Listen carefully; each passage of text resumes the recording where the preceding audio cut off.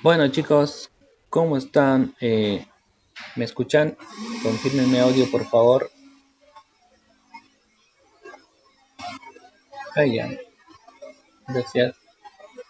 No sé quién está poniendo en el grupo de WhatsApp que no se escucha nada. Ya, Lituania. Ya, ok. Y ya eliminaron mi mensaje. Pasa que estaba yo callado, tal vez por eso pensaba. Bueno, vamos a continuar. Ahí está volviendo recién Matilde, la estábamos esperando, Matilde. Bueno, contestando, ¿no es cierto?, a lo que preguntaba Matilde, nosotros cuando presentamos un proceso de usucapión, o sea, con qué documentación cuenta el poseedor, lo único que se presenta es un pequeño plano de uso del suelo para ver el tema de medidas y colindancias. Si tiene alguna minuta, tal vez mediante la cual hubiese comprado el bien, y la boleta de agua y luz, nada más.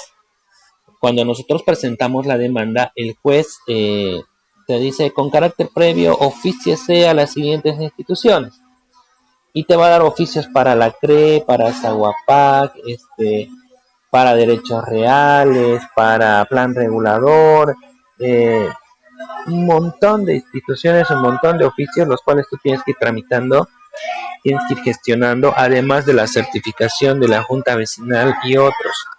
Entonces, con esos documentos ya te vas como que demostrando, ¿no es cierto?, que estás en posesión. Y es muy importante también la prueba testifical. Yo como poseedor lo único que tengo que demostrar es que estoy en posesión. Por eso es que con prueba testifical y una inspección judicial que va a ver el juez, porque seguramente has realizado hasta mejoras en el lugar, ¿no es cierto? Van a haber igual certificaciones por parte de la alcaldía para ver qué mejoras has podido tú realizar en el bien, ¿no? Entonces, con todo eso vas a tener posiblemente éxito en tu proceso. El propietario, por más propietario que sea, si ha hecho abandono del bien por más de 10 años, pues con gran probabilidad va a perder el bien, ¿no? Bien, seguimos. Estamos en la página número 34, iniciando. De los bienes en relación a las personas a quien pertenecen. Tenemos bienes que se clasifican de la siguiente forma. Los de dominio público. Dentro de los bienes de dominio público tenemos, bueno, prácticamente lo que es pues del Estado, ¿no es cierto? De dominio público del Estado. Tenemos los ríos, los lagos, las causas naturales, las playas de los ríos, porque no tenemos mar, ¿no? Todas aquellas tierras desocupadas que se llaman terrenos baldíos, todo, absolutamente todo, puentes, canales y demás, que son de utilidad común, pues esos son los bienes de dominio público del Estado. Estos bienes tienen ciertas características o propiedades como ser, por ejemplo, los bienes del Estado son inalienables. ¿Qué quiere decir inalienables? Inalienables quiere decir que estos bienes no se pueden enajenar, no se pueden vender, no se pueden permutar, no se pueden donar. Asimismo, estos bienes también son imprescriptibles. Gracias. Imprescriptibles. ¿Qué quiere decir eso? Eso quiere decir eh, que pasen los años que pasen, no se va a poder esto perder, ¿no? No se puede perder.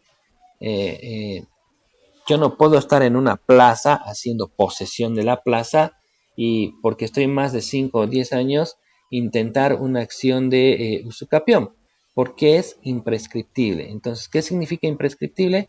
Que la prescripción no opera. Bien, seguimos.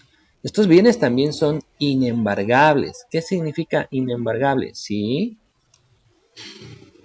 querían preguntar.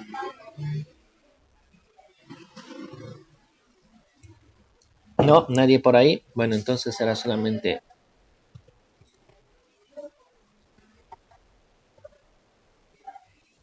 no sé, ¿alguien quería preguntar algo? Tal vez. Ajá.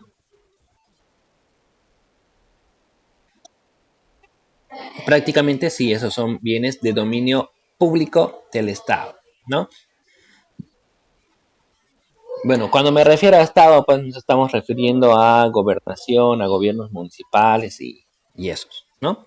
Ok, entonces, les decía, imprescriptible quiere decir que la prescripción no opera. Por más que una persona esté 5, 10, 15, 20 años, no va a poder hacer jamás un proceso de usucapión porque esto no prescribe. Inembargables quiere decir que no podemos estar dando a título de garantía para el cumplimiento de obligaciones.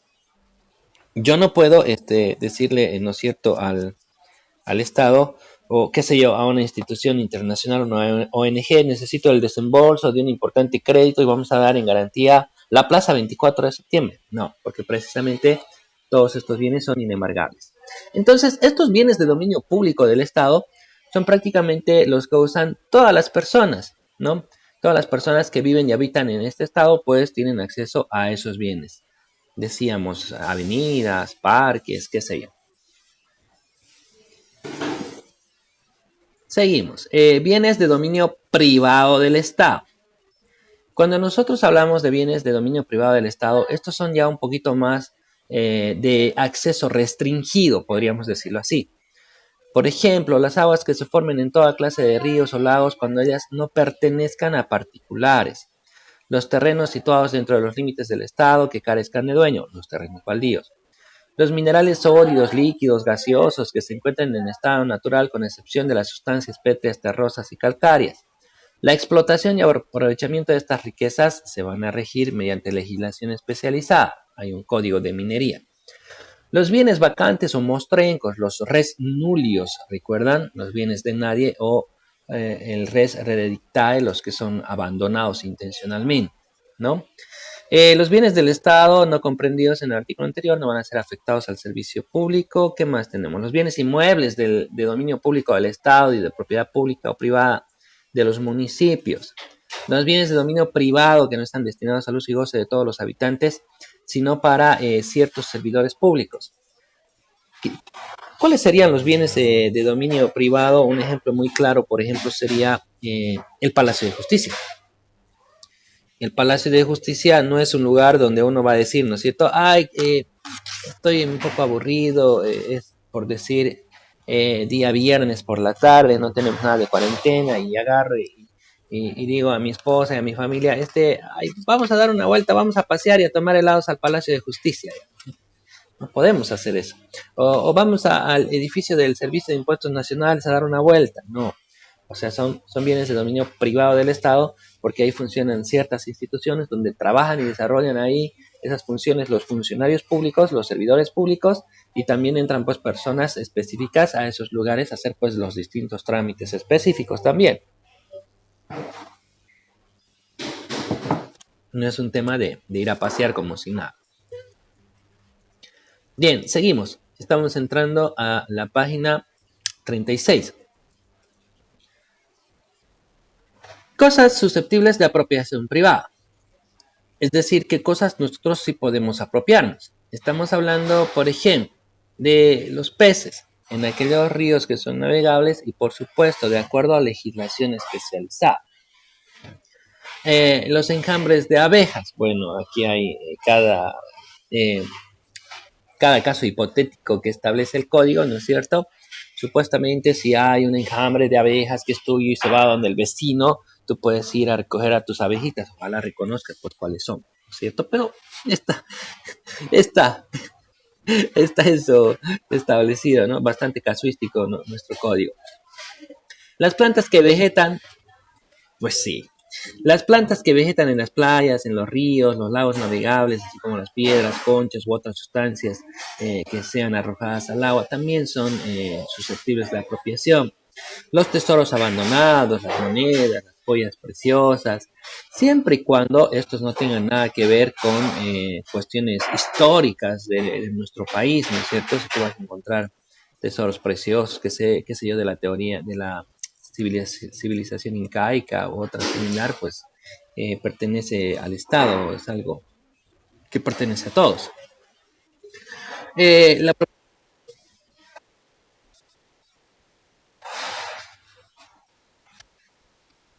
Por supuesto, tendrías que dar aviso al Ministerio de Cultura, al Viceministerio y no sé qué más para que vengan a hacer el retiro o el recojo de esas cosas, ¿no?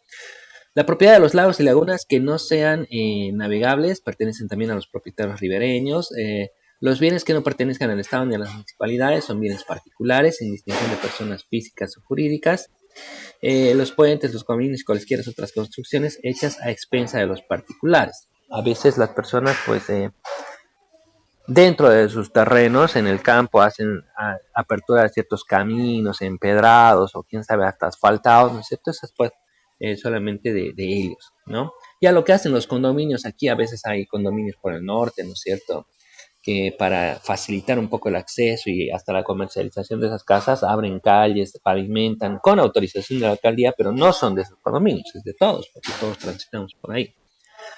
Bien, tenemos más abajo los bienes municipales. Al igual que el anterior, como los bienes del Estado, tenemos bienes de dominio público y bienes de dominio privado. Los bienes de dominio público están destinados pues, al uso y goce de todos los habitantes, mientras que los bienes de dominio privado pues solamente están establecidos para los funcionarios municipales para que desarrollen ahí sus actividades y las personas que vayan a acudir a sus centros a realizar distintos trámites, ¿no? Puede ser el plan regulador, por ejemplo, por decir algo. Los bienes de la iglesia, bueno, pues aquí ya cómo estará todo esto, ¿no? No se olviden que desde la Constitución de 2009, pues prácticamente somos un Estado laico, ¿no? Donde ya la religión católica no es nuestra religión oficial, entonces antes existían ciertas condonaciones o cierta elasticidad con los bienes de la iglesia. Por ejemplo, hasta donde yo sabía un poco, la iglesia cuando compraba algún vehículo o algo, lo compraba exento pues de impuestos y demás, ¿no? Pero hoy en día desconozco realmente hasta dónde han llegado los alcances o el desarrollo legislativo de ser ya considerado un Estado laico. Vamos a entrar más abajo ya con lo que es la posesión. En algún momento ya hemos señalado nosotros que la posesión no es un derecho real, que en realidad la posesión es una situación de hecho, no de derecho. Con el fenómeno de la posesión si bien no es un derecho, es muy importante para el derecho. ¿Y por qué es importante para el derecho? Porque es generadora de poder constituir o dar nacimiento a un nuevo derecho real, ¿no? Y estamos hablando de un derecho de propiedad. Por eso es que nuestra legislación, si bien no la reconoce como un derecho, la protege y le reconoce esos efectos jurídicos que puede tener para poder constituir o generar un nuevo derecho propietario. Entonces, podemos decir que la posesión es una forma de adquirir la propiedad, así como la forma de perder la propiedad. Es un modo de ejercer ciertos derechos reales. Sí, la posesión te permite ejercer ciertos derechos reales. Estamos hablando de la posesión de derecho, ¿no? Les dije en algún momento hay una posesión de derecho y hay una posesión de hecho. La posesión de derecho es aquella que ejerce el verdadero titular sobre el bien y la posesión de hecho es aquel que ejerce sobre el bien, pero no sabemos pues con certeza si él es o no es el propietario. Bien, ¿qué más tenemos? La posesión está protegida jurídicamente. Es muy importante tanto para la doctrina como para el derecho, es el fundamento de la propiedad y bueno, pues ya sabemos que incluso el artículo 100 dice que la posesión vale por título, ¿no? Sobre los bienes muebles. Concepto, poseedor es quien tiene sobre una cosa el poder físico inherente al propietario o al titular o de otro derecho real que le confiera. Cuando nosotros hablamos de posesión es prácticamente el mismo concepto de la propiedad, solamente que no es un poder de derecho, solamente que no es un derecho real, sino que en realidad es solamente una situación de hecho, ¿no es cierto? Pero que sí, le da ese poder, esa potestad al titular de ese bien. Cuando nosotros hablamos de posesión, necesariamente tenemos que hablar sobre algo que existe físicamente, ¿no? Es decir, estamos hablando de un poder físico sobre un bien que es tangible, que se puede ver, que se puede tocar. Por eso hablamos de esa relación de hecho, ¿no? El poseedor prácticamente tiene las mismas facultades y prerrogativas sobre el bien como un propietario más. Habrá posesión de las cosas cuando alguna persona por sí o por otro tenga una cosa bajo su dominio, ¿no? Esto de la posesión tiene algunos conceptos que parecieran un poco contradictorios entre sí. Enseguida los vamos a ver, no se preocupe. A ver, seguimos avanzando. La posesión. Aquí vamos a encontrar los elementos que tiene la posesión. Estamos hablando de que la posesión está compuesta por dos elementos esenciales. Por un lado, lo que se conoce como el corpus, y por otro lado, lo que se conoce como el animus. Estamos finalizando la página 38 en el libro. ¿Qué es el corpus? El corpus se va a ver reflejado en el poder físico, material, en ese ejercicio tangible que tú realizas sobre la cosa, sobre el bien. Ese es el corpus. Corpus tenemos muchos. Un inquilino tiene corpus sobre el bien. Un anticrecista tiene corpus sobre el bien.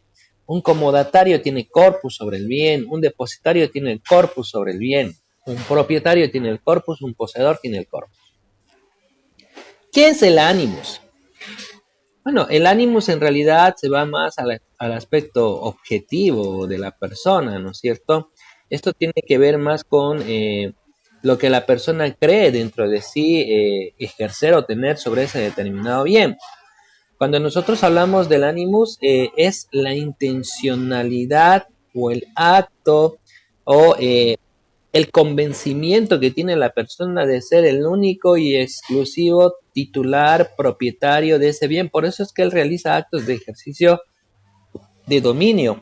Por eso es que él ejercita actos como si fuera el verdadero propietario del bien. Ese es el ánimos, creer que él es el propietario, el titular de ese bien. Bien, tenemos aquí ciertas clases de posesión. Estamos entrando a la siguiente página. La página 40. Ay, no, me bajé mucho, chicos. Esperen un segundito. Sí, en la página 39, perdón.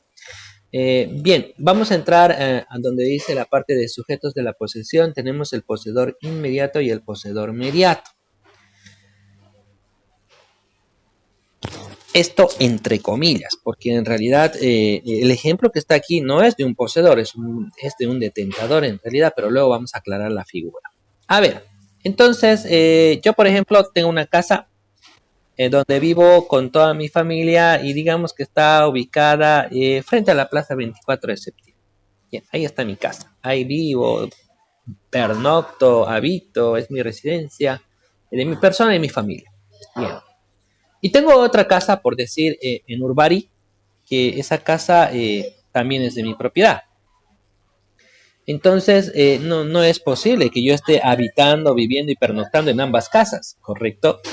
Se supone que en una vivo y pernocto y en la otra, pues, debe estar alquilada. Digamos que esa mi casa de Urbari está en alquiler a favor de Matilde. Entonces, yo soy el propietario de la casa de Urbari. Mi inquilina se llama Matilde Burgos. Hablando del poseedor mediato y el poseedor inmediato, el poseedor inmediato sería Matilde, porque es la que está ahí sobre el bien, ejerciendo el corpus. Y el poseedor mediato sería yo como propietario. Es imposible que una persona cargue pues con todos los bienes que le pertenecen. Yo no puedo salir pues a la calle como un equeco cargando, qué sé yo, mis audífonos, mi maletín, mis libros, mi vehículo, mi casa, mi terreno. No se puede, eso solamente el equeco lo hace, ¿no es cierto? Por eso es que indefectiblemente vamos a estar en posesión de un bien y de otros no. Como estamos hablando de dos bienes inmuebles, vivienda, yo no puedo pues vivir y habitar en las dos. En una será para mi familia y otra le voy a dar alguna función económico-social. Por eso es que se dice en el ejemplo, si yo soy propietario de la casa que está en Urbarí y esa casa la alquilo a favor de la señora Matilde Burgos, pues se entiende que el poseedor inmediato es el que está ahí, ya, ahora, es Matilde. pero el poseedor mediato soy yo, que sería el titular, el propietario de dicho bien. Ahora, hay que tener mucho cuidado con esa definición, les decía, porque en realidad Matilde, ojo, no es una poseedora. Matilde solamente es una detentadora. Ella es mi inquilina, ella es mi arrendataria. Pero para que entendamos que es un poseedor mediato y un poseedor inmediato, está ahí Matilde. Ahora, inclusive, esto va más allá. ¿Qué pasa si viene una tercera persona y quiere quitarme el bien y es más, argumenta que yo no estoy en posesión del bien y jamás he estado en posesión del bien porque esa casa siempre la he alquilado, ¿no? Entonces, ¿qué dice el Código Civil? El Código Civil en el artículo, no me acuerdo, es que justo no recuerdo el número del código, pero está por ahí, dice que en realidad la posesión del bien la ejerzo yo como propietario mediante mi detentador, mediante Matilde, ¿no? Ese escenario les pongo yo para que se compliquen un poco, porque acabamos de hablar del poseedor mediato y el poseedor inmediato, porque acabamos de hablar de que Matilde finalmente no es una poseedora, es una detentadora, y porque además encima alguien dice que yo no estoy en posesión del bien, pero yo siempre he estado en posesión del bien, solamente que poseo el bien mediante mi detentador, mediante mi inquilino, en este caso Matilde.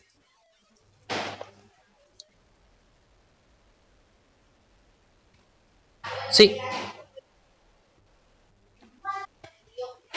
uno es inmediato y el otro es mediato.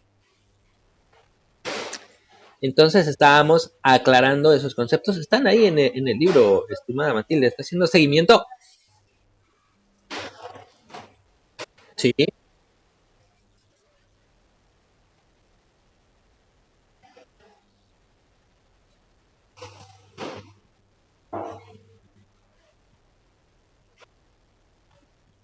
Eso es lo que les estaba diciendo más a un principio, ¿no? Les decía que este tema de la posesión tiene algunos conceptos que son contradictorios, porque algunos hablan de que una cosa es el derecho propietario y otra cosa es la posesión, pero la posesión no es un derecho real, pero la posesión es importante para el derecho, pero la posesión es el fundamento de la propiedad, te permite la posesión el ejercer algún derecho real como la propiedad. Y luego más adelante encontramos una clasificación que habla sobre poseedor inmediato y poseedor inmediato. Entonces, en realidad, el poseedor inmediato es un no poseedor, porque en realidad es un detentador, ¿no? Y es más, la única posesión que existe ahí es la mía como propietario, porque yo siempre he estado en posesión, por más que nunca he vivido ahí, pero la posesión la tengo mediante mi detentador. Por eso les digo, estos conceptos son para complicarse un poco, pero nosotros tenemos que tener la figura clara. Cuando llegue el caso en específico, yo tendré que hacer ejercer lo que verdaderamente es la persona que está ahí y lo que verdaderamente soy yo. Esto de poseedor mediato y poseedor inmediato, solamente para la doctrina, una forma de clasificar, ¿no? Pero si esto va a un proceso judicial, yo soy propietario. Y el que está ahí, Matilde, no es poseedora, ella es detentadora. Y si viene otra persona a quererme quitar el bien, un tercero que no es Matilde, y va a decir que yo jamás he estado en posesión, yo siempre he estado en posesión, pero mediante mi detentador, ¿no? Entonces, nadie dijo que esto era fácil. Ya van a ver más adelante cuando lleguen a otras materias y peor a derecho procesal civil. Bien, seguimos. Objeto de la posesión, estamos entrando a la página número 40. ¿Qué se puede poseer? Bueno, todas aquellas cosas que sean susceptibles de posesión. Yo no puedo poseer marihuana, ¿no? Por más que me encuentre ahí en la calle un paquete ahí cerrado o que se le cayó a algún narcotraficante, yo no puedo agarrar y poseerlo. Eso es una sustancia controlada, es una sustancia ilegal. Tendré que dar aviso, ¿no es cierto?, a las autoridades públicas para que vengan, hagan, qué sé yo, decomisen ese material, lo lleven a una incineradora, lo vayan a quemar, se me fue la palabra, lo hagan incinerar, ¿no es cierto? Entonces, eh, no todo se puede poseer, desde ya tienen que ser pues bienes que sean susceptibles de posesión, que esté de acuerdo a lo que la ley establece. ¿no?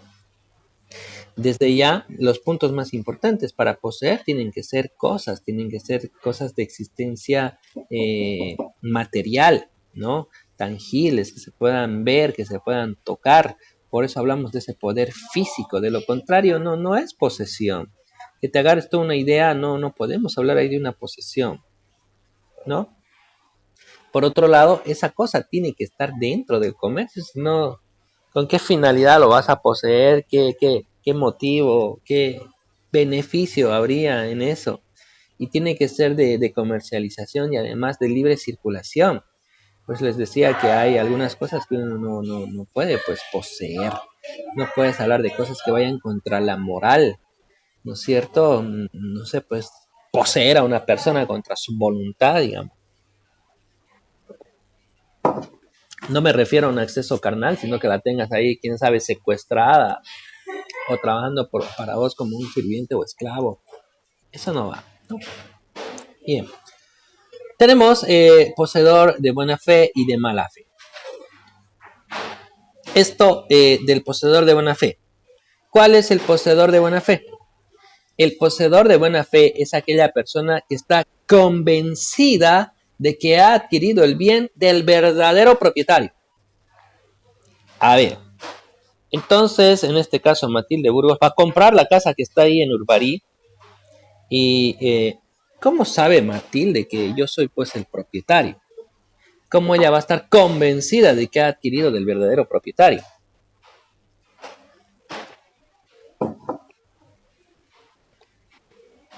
¿Ideas?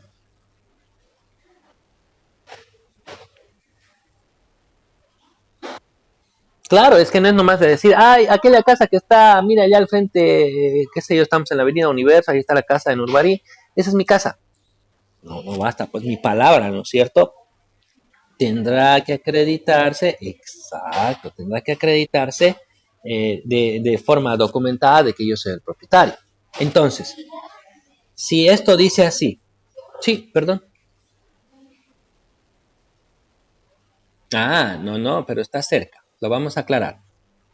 Entonces, si el concepto dice así, el poseedor de buena fe es aquella persona que cree haber adquirido o está convencido que lo ha adquirido del verdadero propietario. Como uno se convence de que era el verdadero propietario? Con títulos, con documentos, con papeles. Lo que quiere decir que estamos hablando ahí de lo que se conoce como el justo título, ¿no?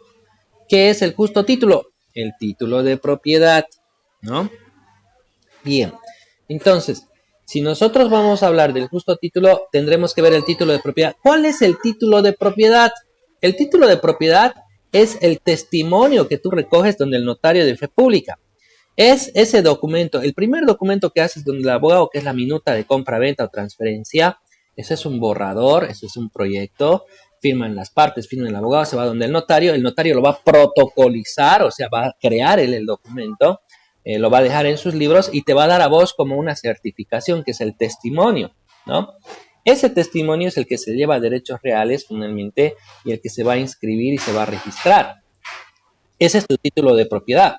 ¿Cómo más nos convencemos que es el propietario?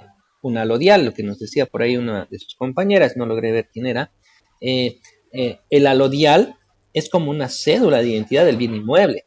Entonces, ese documento va a acreditar cuál la situación jurídica del bien, en qué estado se encuentra, quiénes han sido los propietarios, quién es el actual propietario, si hay cargas, gravámenes, restricciones, si hay, qué sé yo, algún anticrético, alguna hipoteca, algún usufructo, alguna medida cautelar, ¿no es cierto? Entonces, puede ser también con una vista rápida, pero el alodial o la vista rápida no son el justo título. El título es el título de propiedad, ¿no? El documento que te ha otorgado el notario y que lo llevas a derechos reales a inscribir y registrar. Ahora, ese sería el poseedor de buena fe. El hecho de ser un poseedor de buena fe, bueno, pues tienes bastantes beneficios. Por ejemplo, ¿cuál es la importancia?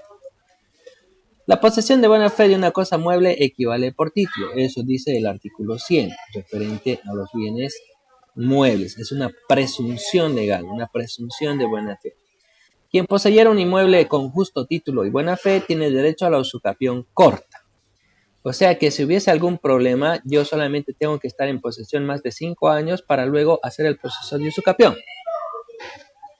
3.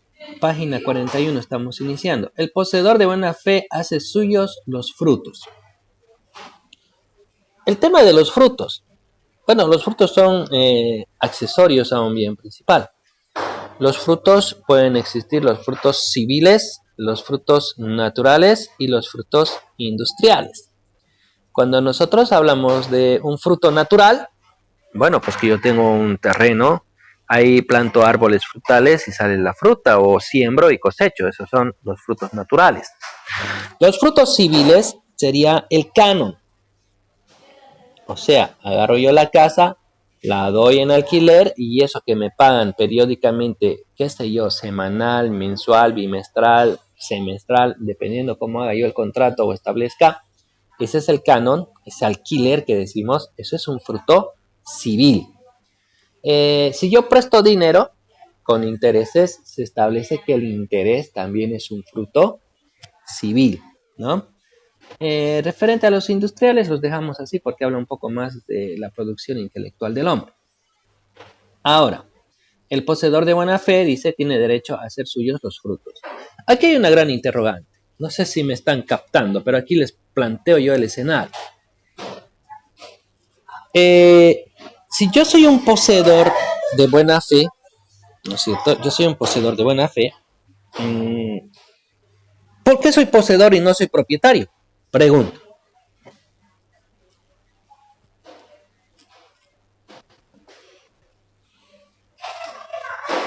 Porque en realidad yo he comprado, según yo, del propietario, me he mostrado títulos, me he mostrado documentos.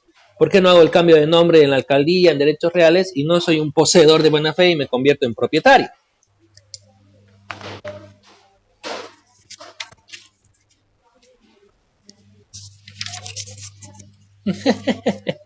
Yo alguna vez igual me hice esa pregunta, pero ¿y por qué sería un poseedor de buena fe? ¿Por qué no hago el cambio de nombre y soy propietario?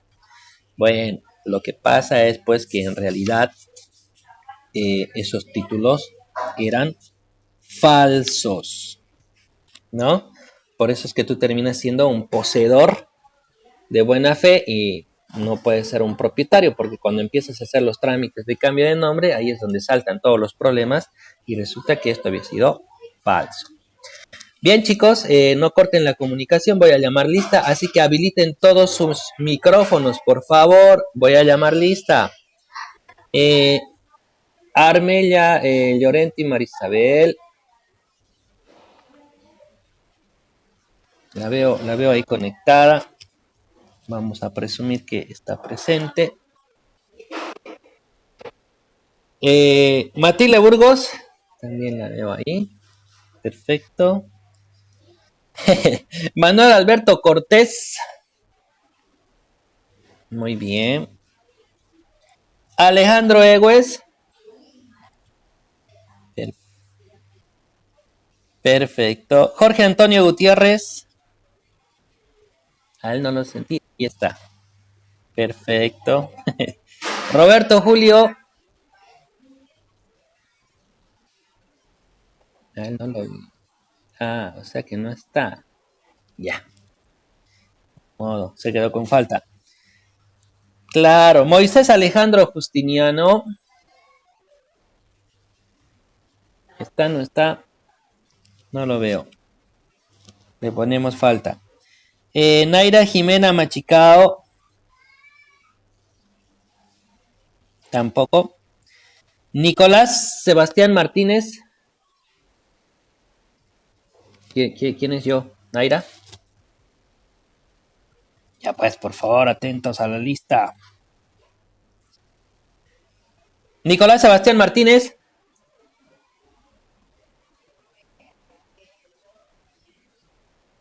Otro que no está. Ya. Daniela Nava. No veo ninguna Daniela Nava por acá. Falta. Lisette Pardo. A Lisette sí la vi por ahí. Muy bien. María Fernanda Parejas.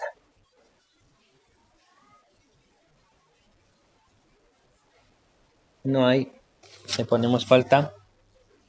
Romina está. Fabiola Adriana Ramos. ¿Quién habló? Fabiola. Ok. Rocío Rojas. Sí, la vi a Rocío. Jorge David Tapia.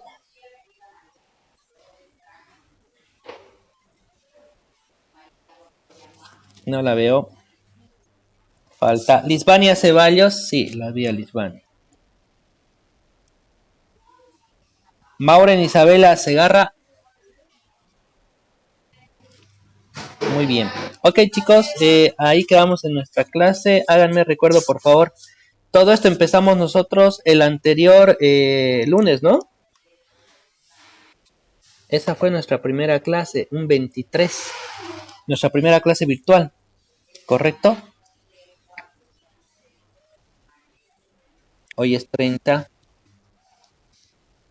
Primera virtual. Era un lunes, yo recuerdo bien. Empezamos un lunes. Sí. Les voy a avisar por el grupo de WhatsApp, como tenemos bastantes tareas y trabajos prácticos.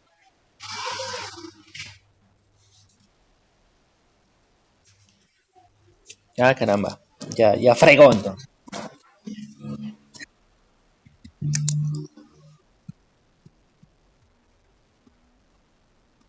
No, no, esa está suspendida, esa, no se preocupen, ¿ya? Hoy día, entonces, estamos hablando, hemos quedado en la posesión de buena fe.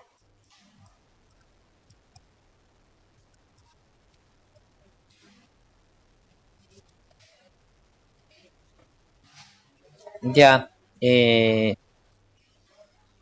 no hay problema. Como se nos va a cortar la comunicación, háganme recuerdo al iniciar la otra clase y yo les doy algunos tips para identificar eso.